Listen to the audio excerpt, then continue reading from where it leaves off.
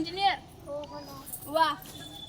पूर्वी जेव्हा मी शाळेत जायला निघायचे तेव्हा लोक माझ्यावर दगडशेणी फेकायचे, पदराखाली पाठी लपून मी धावा सुटायचे. पण आज तुम्ही ताठ मानेने हातात दप्तर घेऊन येताय हे बघून काळजाला कितीतरी बरं वाटतंय.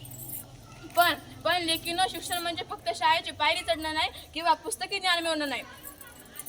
मी बघते शाळा मोठ्या झाल्यात, इमारती चकाचक झाल्या, पण शिक्षणाचा मूळ विचार कुठं हरवलाय का? ज्योतिबा म्हणायचे, विद्येविना मती गेली, मतीविना नीती गेली. आज नीतीचं काय? शिक्षण हा व्यापार झालाय का? ज्ञानाचा उपयोग समाजासाठी नाही तर फक्त स्वतःचं पोट भरण्यासाठी होतोय का?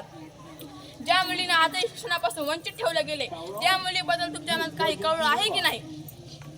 आजची मुलगी आकाशाला गवसणी घालते याचा मला अभिमान आहे. ती वैमानिक झाली आहे, ती शास्त्रीय झाली आहे, आपल्या देशाचं रक्षण करण्यासाठी सीमेवर उभी टाकली आहे. हे माझं स्वप्न होतं. पण जेव्हा मी वर्तमानपत्र वाचते की माझ्या लेकी अजूनही सुरक्षित नाहीयेत तेव्हा मग सुन्न होतं. आजही मुलींना हुंड्यासाठी जाळलं जाते. मुलगी नको म्हणून तिचा गर्भात जीव घेतला जातोय. हीच काय आपली प्रगती? मुलींनो, तुम्ही सुसुरक्षित झाला, पण आता सुसंस्कृत व्हायची गरज आहे. अन्यायाविरुद्ध आवाज उठवायला तुमच्या मनगटात ताकद यायला हवी. फक्त पदवी मिळू नका तर सावित्रीची जिद्दही आणली माना. आम्ही जो दिवा लावला तो विझू देऊ नका. शिक्षणाची गंगा घराघरात पोहोचवा. लक्षात ठेवा, एक मुलगा शिकला तर एक व्यक्ती शिकते आणि एक मुलगी शिकली तर संपूर्ण कुटुंब आणि समाज शिकतो.